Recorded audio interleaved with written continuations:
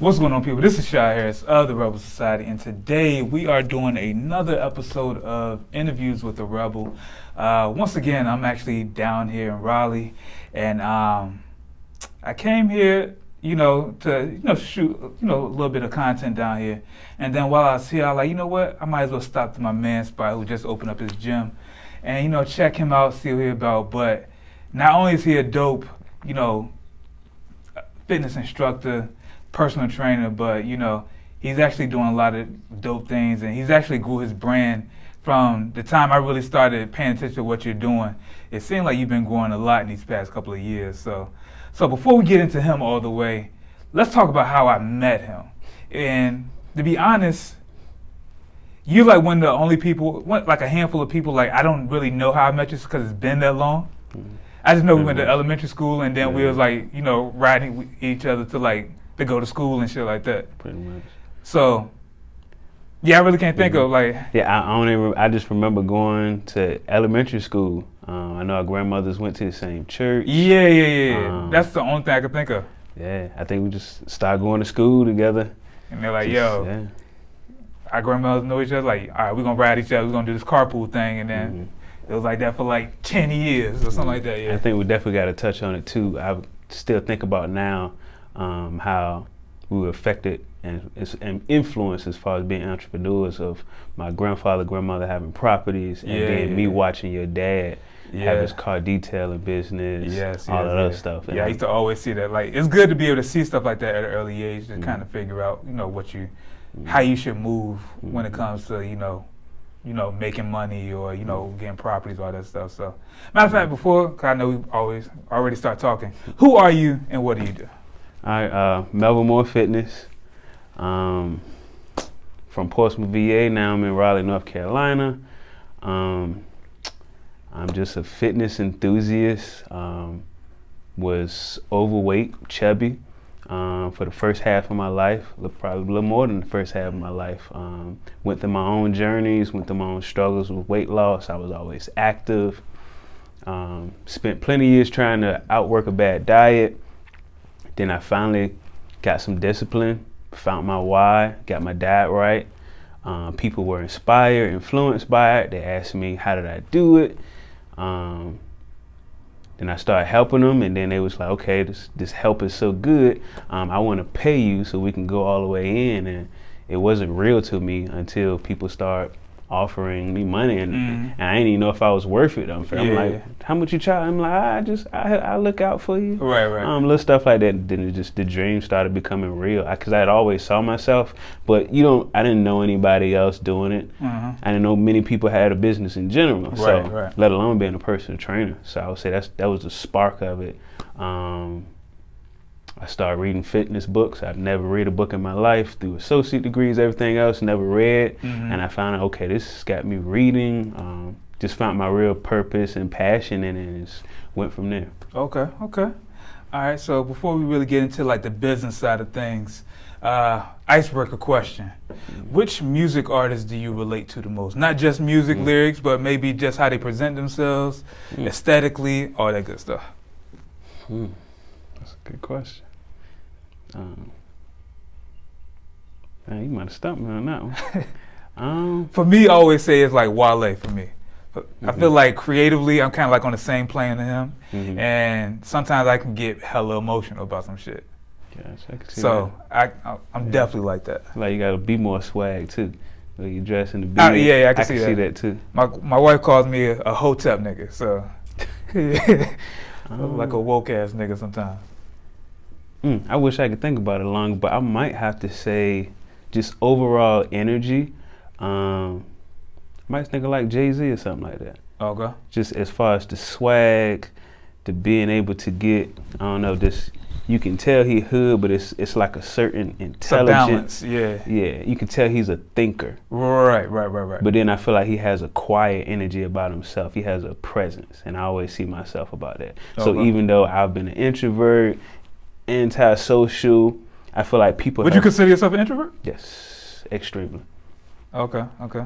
I definitely, I think it's different levels to it. Yeah. In this personal training space, you say my zone, most people can't tell. Okay. But outside of here, I'm like socially awkward. If I'm at the gym, I'm looking at the ground. Why are you talking to me? If I don't like you or you ain't talking about nothing, you might about to talk me to death. All those type of things. So I fit the description like to the T. Okay. So, yeah. Okay. Yeah, I've been told I'm a social introvert. Like, I'm not no person where, you know, if you speak to me, I'm not going to speak back or hold a conversation, but I'm not the person that I'm going to go out here and just be sparking up conversation. Yeah, not a cold conversation, cold call person. Yeah, I'm not that person at all. So I get it. All right, so so you opened up Melvin Moore Fitness how long? So we can say I was training on the side for possibly, I think you made my logo in maybe 2013 or it was roughly around there, probably like 14. Somewhere around there. Yeah. So I started doing it on the side while I was doing my other careers. I was deputy sheriff, then eventually joined the Army Reserves. I moved here in 2017, and that's when I got my LLC. I didn't know what I was doing, but I just got it. Yeah. So official from that standpoint. I was doing my own thing on the side, trained at some commercial gyms, figured out I was wasting my time. And then I rented space at 2 other gyms, one just a little private owned studio, and then I was renting space at a Snap Fitness from the beginning of this year until August of this year. So as far as having my own space, we're about a month in. But I've been doing it, 2012, as far as I've been doing it on the side. Okay. All right, so that first year, what was you making, what was you bringing home money-wise? So I would, and when I think of first year, I'm thinking of 2017, when I was really an entrepreneur, when I left everything, and that was my full income.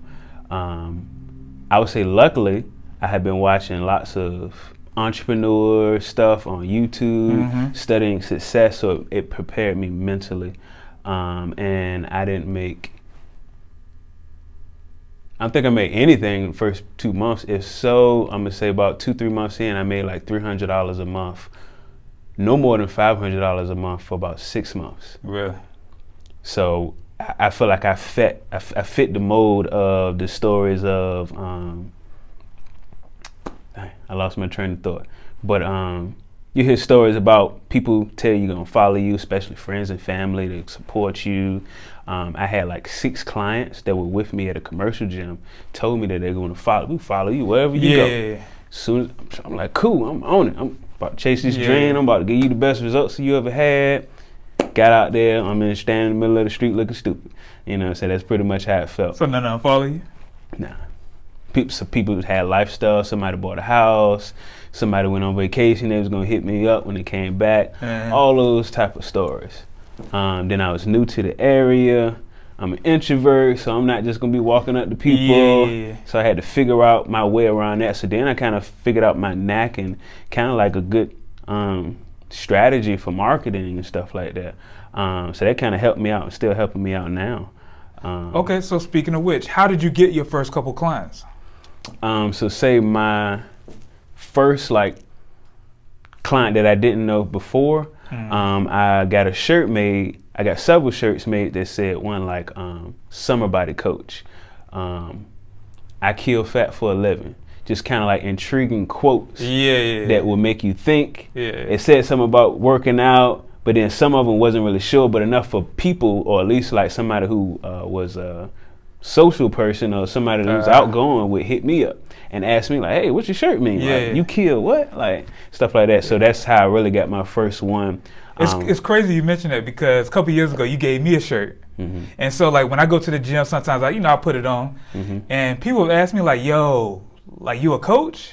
And I'm like, nah, this is my man's joint. He just gave me a shirt. He's like, okay, I seen that joint around. So I'm like, oh, that's dope. That's crazy. Yeah. Because I didn't even have a shirt when I was in Virginia. Really? So that's crazy. Yeah. That's kind of wild. Yeah.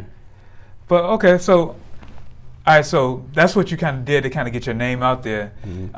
Let's talk about marketing, because you just said that you got like a little niche for how you market your business. How do you do that?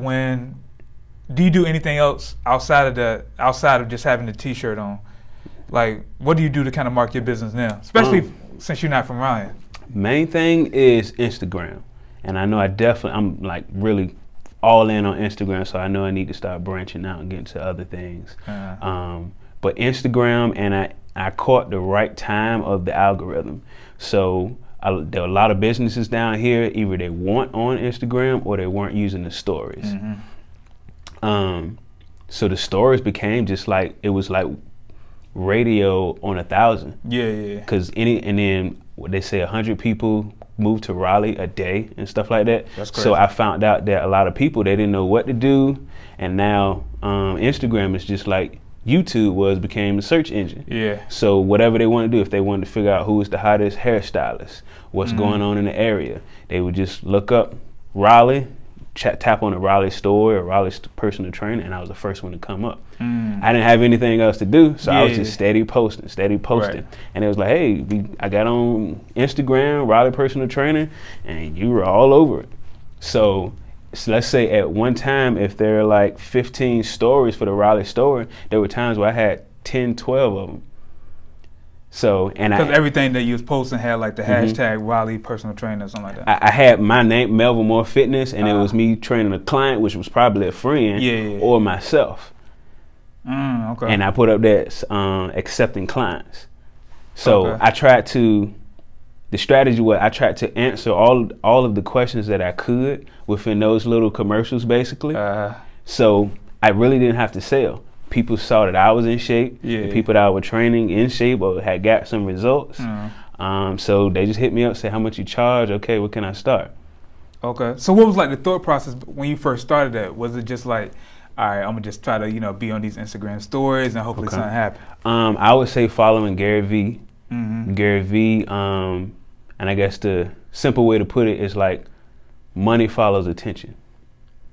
And by break that down for me. He said money, so I tell some people now, like, you may have a business, you may not even be the best person. Somebody wants to give their money to someone that they know, like, and trust, but they don't know what you do. They don't know who you are, they don't know what you're about and anything else. So if nothing else, I can take advantage of this and people will know who I am, what I'm about, if I know what I'm doing, if I'm the typical personal trainer, if I'm the pervert flirting with all my clients, I tried to portray that. Shout out to those guys that's out here messing with they trainees and stuff. Yeah, it made me look good, so I appreciate it. So I tried to answer all those questions and pretty much just get attention. And by using that, I would meet people all the time, and they were like, "Man, I ain't really on social media." I'm like, cool. And then even the ones that were posting, they were posting like 3 videos. So I would post like 50 videos. So it's you do be posting like 75 videos a day, So it's literally, and then I didn't really look at it like that, but there's so many people, they don't follow fitness or like 1,000 fitness people like I do. I'm thinking in my mind like I'm just a regular guy, blah, blah, blah. But by posting consistently, I become the subject matter expert. So now when they think of fitness, they think of me. And even before I had the clientele, they would end up watching like 10 minutes of video per day and not seeing anybody else. So when they think of fitness, they think of me. So you became like top of mind when it came to fitness. So when it's come time to like, I'm gonna spend some money to kind of get my body right. They gonna come to you first. Okay. And I've gotten, just like you saying, somebody recognized my shirt up there. I don't know how. I've gotten one client I can remember right off. She told me that she got referred to me by a friend in Fayetteville. I have no idea. But the only thing I can say, all I was doing was had that presence on social media. So it could have just been somebody here that just had seen me so much. They was talking about personal training. Yeah, I see this guy. I'm thinking about training with him. So I think it had to be something along those lines. So, and that just gave me that faith to believe in it. So even if I can't see the right results, so I'm not making the money, I'm like, it's gonna work. Because I got the attention. For personal trainers that are just starting out, what advice would you give somebody who's just trying to get their name out there or be top of mind? Like, what would you suggest? I would say the best thing you can do is get someone results. because I feel like there was a gap too where I had attention, but I didn't have Had no results. a whole bunch of transformations. Yeah. And even my clients now, I have clients that love me to death, but they don't really care if I have abs or not. Yeah. They want to know, can I help them get abs? Yeah. So even now, if I think about personal trainers that's popping on Instagram, especially like local, not like the Insta fame ones, if I go to their page, I see them. Yeah. And then especially, I used to be overweight. I used to have man boobs and everything, but I've been doing it so long, so consistent, people that don't know me, they put me in that fit person box now. Yeah. So they don't know that I went through the same struggles. They don't know like I've had issues with food, addiction type issues and stuff like that. So they don't really care. They're like, oh, he can do that. He can wake up. He can eat whatever he want to. You can burn it off. All this other type stuff. But now because when you go to my page, you really don't even see me. All you see is results. Right. That's all they need to see. That's so. So do you feel like in your industry, I used to tell people this all the time, like in certain industries, like with what you do and actually what I do as well, you have to show those results because otherwise you're really just talking about things that you think is going to work. Exactly. You have to show those results with different types of people. If you have your niche or your specialty, of course, then I say double down on that. Yeah. But with everybody, it's different. Everybody's metabolism is different, all those different types of things. So they need to see like you have some kind of strategy, formula for different types of people. They want to see somebody look like them. Yep. Different things like that. I got a little sidetracked, but one of the main things I wanted to do say was also something from Gary Vee was like not minding working for free. And then something that I always heard you say was either full price or free. Yeah. And I definitely believe in that. That's the best way to do it. Yeah, that's going to weed out some of the people that's manipulative and everything else. But so I would say what really helped me get the momentum. So I had the attention, but the real momentum is two people that I helped for free. Okay. One person was a friend, and I saw how serious she was with working out. So I was like, normally I'm like, I don't want people to work out with me, but I'm like, she could work out with me. I can help her get some goals. People can see I know what I'm doing. Blah, blah, blah. Had an excellent transformation. This was a skinnier person going to like thick fit and stuff like that. And then the other person was a more overweight person, had a gut, 40 years old, and then coming down to snatch. Yeah. So, and this person, she was a good client, had great potential, but then just because of something with her job, she had to stop for a month. And because I really didn't have any other clients, I knew I needed videos for Instagram. I was like, okay. So was that like your thought process? Like, okay. And I was like, so I need videos. If she kept coming, I don't have nobody else. So I just kept training her. I was like, as long as you know that you really believe that, you know what I'm saying, you're going to keep going, I keep training you because I don't want you to get off track. Right. And the relationship was already there, so I actually didn't want her to get on track, not just like, you know what I'm saying? So I knew in my mind it wasn't all about the money. She was a good person, get effort in, all that good stuff. So I ended up helping her. 3 months, snatch, amazing transformation. Of course, she's a social person, social butterfly. It's gonna spread. So word of mouth. So by me doing like a month free has probably gave me hundreds of clients just from that. And that's just that one person. That ain't the other person. The other person was a social butterfly too. And that wasn't in my mind really. So you didn't even think about that part of it? Yeah. Okay. You just thought about like, if I help them, I can continue to post videos and I can use testimonials. If I help them, it'll help me, and they're good people, so why not? Yeah, so win-win. Yeah. Okay. Yeah, because like I said, I'm real big on that. Like, I've had years of like doing work for free. Actually, a good bulk of my clientele has come from me doing like a quick little video for somebody. Something that could have took me probably like an hour or two to kind of put together, that I was able to kind of flip and turn into, hundreds or thousands of dollars. So I'm all for it. A lot of people want to give discounts.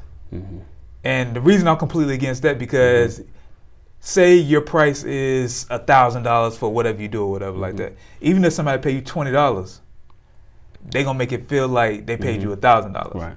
People don't even think of like, yo, he's trying to look out, or to me, I feel like if somebody looks out for me, then I'm gonna act like they looking out. Like, I ain't gonna be a headache. I'm gonna be on their time. But other people be like, well, you know, I paid you $20, so you kind of owe me. You're entitled, or I'm entitled of X, Y, and Z. And as soon as you don't do what they want you to do, it's almost like you're doing them wrong. Like it's like a whole different. It's like weird. I was looking out for you, and you gonna act like this. And it's like just to save all that, and then just from studying other stuff, and it's like Gucci doesn't go on sale, Mercedes doesn't go on sale. They hold their brand, so it's like, and I don't know, just personal training. If you believe that I'm gonna give you this certain level of service, why do you think it should? Like, you know what I'm saying? Yeah. If they don't feel that my service is worth this price, then I'm just gonna figure out how to do more to make it worth that price. To make them feel like they're getting more than what this price is. Okay. Or they just might not be that client for me. True. So I'm big on, like, there's a blueprint of success for everything. I look at like what I do, and now I've kind of like, I feel like I kind of gotten the blueprint as far as, you know, doing free work, you know, that kind of, you know, expands my portfolio, but also putting out my own content, as well as like networking, doing stuff like this. Like for me, that has allowed me, like over the course of, you know, my career, over the course of the couple years, has allowed me to kind of continue to grow my business. So for you, what do you feel like is the 2 or 3 things that's kind of like that you've done that has helped you kind of grow your business, that probably works for like other personal trainers too? And are you thinking more just business strategy or just anything, life, mindset? More so business strategy. More so business strategy. Okay. I would say the first thing, because we was talking about this a little while ago, in regards to like keeping my expenses low, like even I feel like I definitely should have been like having some kind of books and stuff like that. But I was just making money however I can, the best I can. Right. And I really wasn't even paying myself. All I did was take money, just enough to pay my minimum expenses, and I just left it in there. Even when I got my business account. And I just pretty much kept buying equipment, blah, blah, blah, and that was pretty much it. So even when I was at other places, I was buying equipment, bringing it there, and they made me stand out. Other people were doing similar exercises. It didn't seem like they were all in. It seemed like they had a regular job. They got off. Trained a couple people and it was out. And even putting the money into my T-shirts and other stuff like that, that definitely helped out. So I would say putting money back into the business. Okay. Anything else? What else? I'm keep throwing Gary Vee name, being a media company.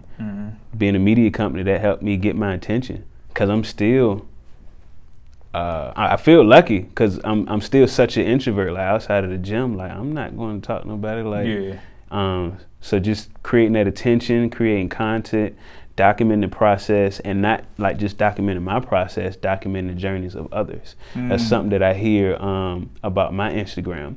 People say they care less if I'm squatting 400 pounds, but they've seen clients from me posting every day, and they can see the journey of that client. Now, I might not even say that the client lost weight, but they can see it. Yeah, and they see the client struggling on the first day, then they see him laughing and joking, having fun while struggling, and then they see him snatch. So it's like people are getting to watch the journey. They can see themselves into it's almost like a show or something about that. Exactly. Yeah. Okay, cool.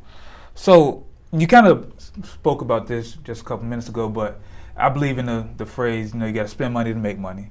So what is something that you spent money on that has brought you the most in return?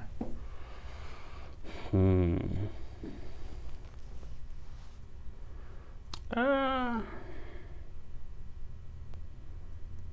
thing I can think of right off is T-shirts, branding. Okay. I say just branding overall, from my T-shirts to leggings. I have the water bottles now. I have the bags. So when I bought those bags, I was like, if I can get enough people, my clients, they work out at Planet Fitness outside of here, so I can have like 20 people walking around with Planet Fitness. It's free marketing and stuff like that. I would say I'm just branding, definitely branding, because just like when we were talking about price and stuff like that, I never wanted to be just a regular personal trainer. I wanted some kind of prestige, different stuff like that. And when I want even whether they're looking at my price or the results that I get, I feel like there's a group of people, they want to work with the best of the best. Right. So by my branding, my overall professional presentation, everything, I feel like I've achieved that. So even before I had my own spot, everybody thought I had my own spot. Or even if they just saw the t-shirt, they thought I had my own spot. And I had my truck logo.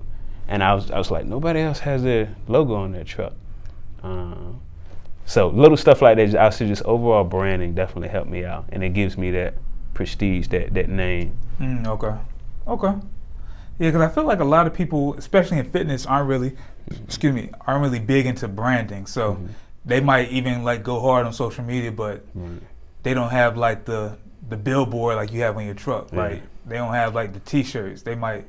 So that's kind of weird that more people don't do stuff like that. So and I think too, if you think about the people that have the disposable income to get a trainer, they're more than likely professionals or professional to some type of certain extent. So when they come to you for a service, it's kind of like being an entrepreneur and then going to Chick-fil-A. You realize the customer service. You look at the systems in place and everything else. So I feel like if you're dealing with those type of people as a personal trainer, you need to, have a certain presentation too for them to take you seriously. You may not have on a suit. I don't wear like a collared shirt and khakis when I train, but when they speak to me, how I handle them, just overall, I try to still keep that professionalism, and people respect that.